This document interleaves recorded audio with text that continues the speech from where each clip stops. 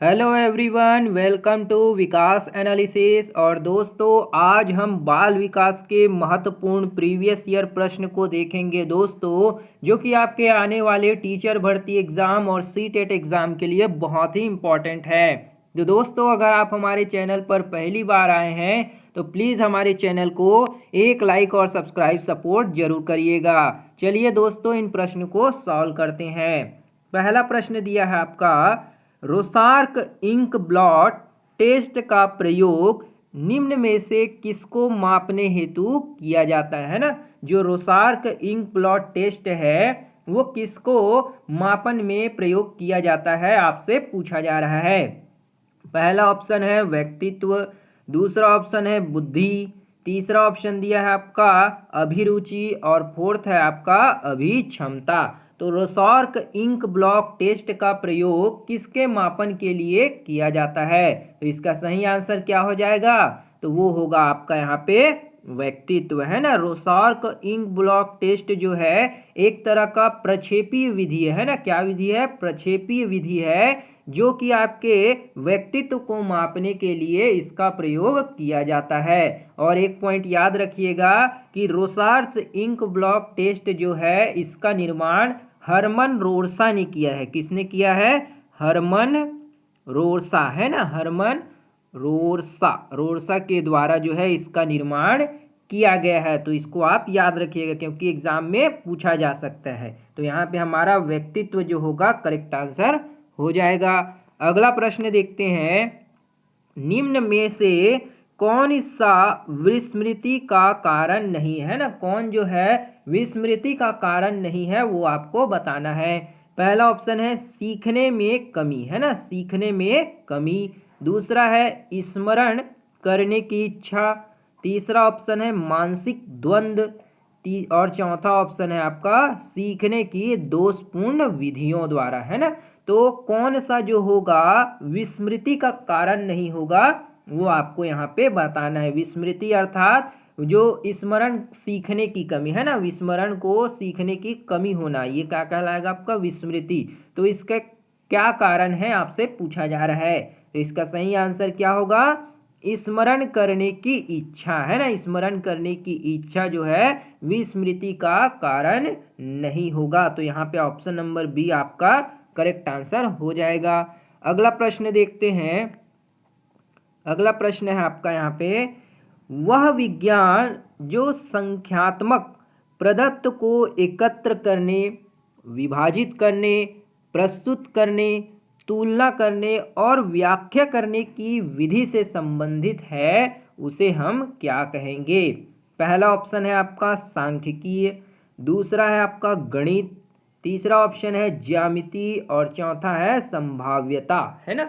तो वह कौन सा विज्ञान है जो कि संख्यात्मक प्रदत्त को एकत्र करने, उसको विभाजित करने, प्रस्तुत करने, तुलना करने और व्याख्या करने की विधि से संबंधित होगा? तो इसका सही आंसर क्या हो जाएगा? वो होगा आपका यहाँ पे सांख्यिकीय, है ना। सांख्यिकीय जो होगा यहाँ पे आपका करेक्ट आंसर हो जाएगा। अगला प्रश्न देखते हैं, पिछड़े बच्चों के लिए शैक्षिक लब्धि की अवधारणा किसने दी, है ना। जो पिछड़े हुए बच्चे हैं उनकी शैक्षिक लब्धि की अवधारणा जो है किनके द्वारा दी गई है? पहला ऑप्शन है गार्डन, दूसरा ऑप्शन है आपका यहाँ पे बर्टन हॉल, तीसरा है सोलेन और चौथा ऑप्शन है सिरिल बर्ट। तो पिछड़े हुए बच्चों के लिए जो है शैक्षिक उपलब्धि की अवधारणा किसके द्वारा दी गई है? तो इसका सही आंसर क्या हो जाएगा? तो वो होगा आपका यहाँ पे सिरिल बर्ट, है ना। सिरिल बर्ट जी ने जो है पिछड़े हुए बच्चों के लिए क्या दिया है? शैक्षिक उपलब्धि की अवधारणा जो है प्रस्तुत की, है ना। तो यहाँ पे आपका option number D Cyril Burt correct answer हो जाएगा। अगला प्रश्न देखते हैं। अगला प्रश्न है आपका, निम्न में से कौन सा एक उत्तम परीक्षण की विशेषताओं से भिन्न, है ना। कौन सा जो होगा एक अच्छे परीक्षण की विशेषता से अलग होगा वो आपको बताना है।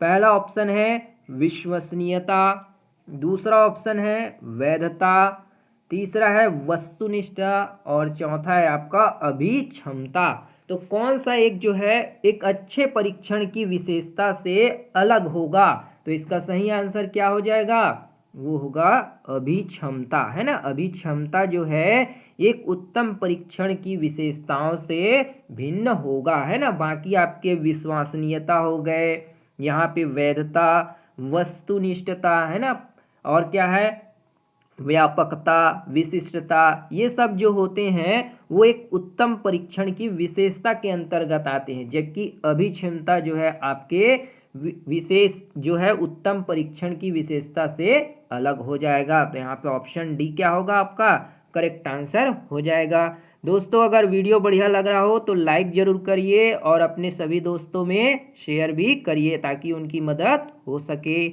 आगे प्रश्न देखते हैं, निम्न में से कौन से बुद्धि का सिद्धांत नहीं, है ना, कौन जो है वो बुद्धि का सिद्धांत नहीं होगा वो आपको यहाँ पे बताना है। पहला है एक तत्व सिद्धांत, दूसरा है आपका द्वितत्व सिद्धांत, तीसरा ऑप्शन है आपका प्रत्यागमन सिद्धांत और चौथा है आपका बहुतत्व का सिद्धांत। तो कौन सा जो होगा वो बुद्धि का सिद्धांत नहीं होगा ये आपको बताना है। तो कौन सा हो जाएगा? तो वो होगा आपका प्रत्यागमन का सिद्धांत, है ना। प्रत्यागमन सिद्धांत जो है वो आपके बुद्धि के सिद्धांत से संबंधित नहीं है। बाकी जो है आपके एक तत्व सिद्धांत, दो तत्व सिद्धांत और बहुतत्व सिद्धांत ये सभी जो है क्या है आपके बुद्धि के सिद्धांत के अंतर्गत आते हैं, जबकि प्रत्यागमन सिद्धांत जो है ये आपके अनुवांशिकता से संबंधित है। किससे? अनुवांशिकता से संबंधित, है ना। याद रखिएगा प्रत्यागमन जो है आपका बुद्धि के सिद्धांत में नहीं आता है, ये आपके अनुवांशिकता के सिद्धांत में आता है। तो यहाँ पे ऑप्शन नंबर सी आपका करेक्ट आंसर हो जाएगा। अगला प्रश्न देखते हैं। अगला प्रश्न है आपका, निम्न में से कौन सी एक अंतःस्त्रवी ग्रंथि नहीं, है ना, कौन सी जो है आपकी अंतःस्त्रवी ग्रंथि नहीं होगी वो आपको बतानी है। पहला ऑप्शन है एड्रीनल ग्लैंड, दूसरा है आपका पीयूष ग्रंथि, तीसरा है आपका थायराइड ग्रंथि और चौथा दिया है आपका लार ग्रंथि। तो इनमें से कौन सा जो है आपका अंतःस्त्र ग्रंथि नहीं है वो आपको बताना है। तो इसका सही आंसर क्या होगा? तो वो हो जाएगा आपका लार ग्रंथि, है ना। लार ग्रंथि जो होती है आपकी अंतःस्त्रवी ग्रंथि में नहीं आती, है ना। बाकी आपकी एड्रिनल ग्लैंड हो गई, है ना, पीयूष ग्लैंड और आपकी थायराइड ग्लैंड और क्या होते हैं पैराथायराइड ग्लैंड, है ना, ये सभी जो होते हैं वो आपके अंतःस्त्रवी ग्रंथियों के अंतर्गत आते हैं, जबकि लार ग्रंथि जो है आपकी अंतःस्त्रवी ग्रंथि नहीं है। तो ऑप्शन नंबर डी आपका यहाँ पे करेक्ट आंसर हो जाएगा। अगला प्रश्न देखते हैं, पियाजे के अनुसार संज्ञानात्मक विकास की द्वितीय अवस्था, है ना, पियाजे जो है जीन पियाजे उनके अनुसार संज्ञानात्मक विकास की दूसरी अवस्था क्या है आपसे यहाँ पे पूछा जा रहा है। पहला ऑप्शन है ज्ञानेंद्रिय अवस्था, दूसरा है औपचारिक संक्रिया की अवस्था, तीसरा ऑप्शन है पूर्व संक्रिया अवस्था और चौथा है मूर्त संक्रिया की अवस्था। तो द्वितीय अवस्था कौन सी होगी वो आपको यहाँ पे बतानी है ना। तो यहाँ पे आपका सही आंसर क्या हो जाएगा? तो वो होगा आपका पूर्व संक्रियात्मक अवस्था, है ना। ये जो है पियाजे की द्वितीय संज्ञानात्मक विकास की अवस्था के अंतर्गत आती है ना। तो यहाँ पे ऑप्शन नंबर सी क्या होगा आपका करेक्ट आंसर हो जाएगा। इसमें जो है पूर्व संक्रियात्मक अवस्था में 2 से 7 वर्ष तक के बच्चे जो है इसमें आते हैं ना। तो इसको भी आप याद रखिएगा। पियाजे ने जो है अपनी 4 अवस्था संज्ञानात्मक विकास की 4 स्टेज के बारे में 4 अवस्थाओं के बारे में बताया है ना, जिसमें पहला था आपका संवेदी अवस्था, है ना, दूसरा क्या था तो पूर्व संक्रियात्मक अवस्था, तीसरा जो था आपका यहाँ पे मूर्त संक्रियात्मक अवस्था और चौथा क्या था, औपचारिक संक्रियात्मक अवस्था, है ना। तो इसको आप याद रखिएगा। तो यहाँ पे हमारा दूसरा क्या होगा, पूर्व संक्रियात्मक या संक्रिया अवस्था। ऑप्शन नंबर सी आपका सही हो जाएगा। अगला प्रश्न देखते हैं, शारीरिक विकास को प्रभावित करने वाला कारक कौन सा है ना। जो शारीरिक विकास है उसको प्रभावित करने वाला कारक कौन सा है, पूछा जा रहा है। पहला ऑप्शन है वंशानुक्रम, दूसरा ऑप्शन है खेल तथा व्यायाम, तीसरा है वातावरण और चौथा है उपरोक्त सभी, है ना। बहुत ही इजी प्रश्न है कि शारीरिक विकास को प्रभावित करने वाले कारक कौन से होंगे। तो इसका सही आंसर क्या हो जाएगा, तो वो होगा आपका यहाँ पे उपरोक्त सभी, है ना भाई। शारीरिक विकास को क्या है, वंशानुक्रम यानी कि अनुवांशिकी भी प्रभावित करते हैं, खेल तथा व्यायाम, है ना, और वातावरण, ये सभी जो है क्या है, शारीरिक विकास को प्रभावित करने वाले कारक हैं। तो ऑप्शन डी क्या होगा आपका यहाँ पे करेक्ट आंसर हो जाएगा। अगला प्रश्न है आपका यहाँ पे, बुद्धि लब्धि की गणना का सही सूत्र निम्न में से कौन सा है ना। जो बुद्धि लब्धि है उसका सही सूत्र कौन सा है वो आपसे पूछा जा रहा है। पहला है मानसिक आयु बटे में वास्तविक आयु गुना 100, दूसरा है वास्तविक आयु बटे मानसिक आयु गुना में 100, तीसरा ऑप्शन है मानसिक आयु गुणित 100 और चौथा है वास्तविक आयु गुणित 100। तो बुद्धि लब्धि की गणना का सही सूत्र क्या हो जाएगा, तो सही सूत्र क्या होगा, मानसिक आयु बटे में वास्तविक आयु और गुना में क्या है 100, है ना। ये जो होता है आपके बुद्धि लब्धि का सूत्र होता है ना। तो इसको आप याद रखिएगा, मानसिक आयु बटे वास्तविक आयु गुना 100। तो ऑप्शन नंबर ए जो होगा आपका यहाँ पे करेक्ट आंसर हो जाएगा। अगला प्रश्न देखते हैं, चिंतनशील सोच की चर्चा इनमें से किसने की है ना। जो चिंतनशील सोच है उसकी चर्चा जो है किनके द्वारा की गई है। पहला ऑप्शन है आपका जॉन डेवी, दूसरा है आपका रॉस, तीसरा है वुडवर्थ और फोर्थ ऑप्शन है ड्रेवर। तो चिंतनशील सोच की चर्चा किनके द्वारा जो है की गई है, तो इसका सही आंसर क्या हो जाएगा, तो वो होगा जॉन डीवी के द्वारा, है ना। जॉन डीवी के द्वारा चिंतनशील सोच की अवधारणा जो है की गई है ना। 1910 में जो है जॉन डेवी ने चिंतनशील सोच की क्या है कॉन्सेप्ट को बताया। तो ऑप्शन नंबर ए आपका करेक्ट आंसर हो जाएगा।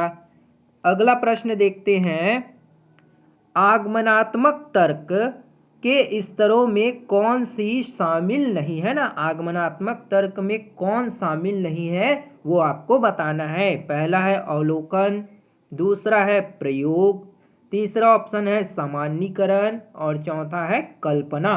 तो इसका सही आंसर क्या हो जाएगा, आगमनात्मक तर्क के स्तर में कौन शामिल नहीं है, तो इसका सही आंसर हो जाएगा आपका कल्पना, है ना। कल्पना जो है वो आगमनात्मक तर्क के स्तर में शामिल नहीं है, जबकि आपका अवलोकन, प्रयोग, सामान्यीकरण ये सभी शामिल है। तो ऑप्शन डी आपका करेक्ट होगा।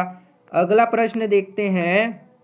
अगला प्रश्न दिया है आपका, सीखी गई बात को धारण करने, है ना। जो सीखी गई बात है उसको धारण करने, पुनः स्मरण करने में असफल होना क्या कहलाएगा, है ना। जो सीखी हुई बात है उसको धारण करने और उसको पुनः से स्मरण करने में असफल होना क्या कहलाएगा। पहला ऑप्शन है विस्मरण है, दूसरा है स्मरण, तीसरा है धारण है और चौथा है चिंतन है। तो सीखी गई बात को धारण करने और पुनः स्मरण करने में असफल हो जाना क्या कहलाएगा, तो वो होगा आपका विस्मरण, है ना। ऑप्शन नंबर फर्स्ट विस्मरण जो होगा आपका यहाँ पे करेक्ट आंसर हो जाएगा। अगला प्रश्न देखते हैं, मूल प्रवृत्ति की एक प्रमुख विशेषता है ना। जो मूल प्रवृत्ति है उसकी प्रमुख विशेषता क्या है जो पाई जाती है। पहला ऑप्शन है केवल मनुष्य में पाई जाएगी, दूसरा है केवल बिल्लियों में, तीसरा ऑप्शन है सभी प्राणियों में तथा जहाँ जन्मजात व प्राकृतिक होती है। और चौथा है केवल कलाकारों में। तो मूल प्रवृत्ति की एक प्रमुख विशेषता है जो किसमें पाई जाएगी? तो इसका सही आंसर होगा सभी प्राणियों में तथा यह जन्मजात व प्राकृतिक होती है। तो ऑप्शन सी करेक्ट होगा। अगला प्रश्न देखते हैं। अगला प्रश्न है आपका यहाँ पे संप्रेषण संबंधी अक्षमता है ना, जो संप्रेषण संबंधी जो अक्षमता है उसको क्या कहेंगे? पहला ऑप्शन है डिस्फेसिया, दूसरा है डिस्प्रेफिया, चौथा है डिसलेक्सिया और चौथा है डिसकैलकुलिया। तो संप्रेषण संबंधी जो अक्षमता है उसको क्या कहेंगे? बहुत ही इजी प्रश्न है। तो एक प्रश्न जो है हम आपके लिए छोड़ते हैं, इसका आंसर जो है आप हमें कमेंट बॉक्स में कमेंट करके जरूर बताइएगा, है ना। बहुत ही इजी प्रश्न है, आपने इसे कई बार पढ़ा होगा। उम्मीद करते हैं आपको ये सारे प्रश्न जो होंगे समझ आए होंगे। अगर वीडियो बढ़िया लगा हो दोस्तों तो अपने सभी दोस्तों को शेयर करिए और लाइक करिए, सपोर्ट सब्सक्राइब भी जरूर करिए। मिलते हैं अगली वीडियो में, तब तक के लिए जय हिंद, वंदे मातरम।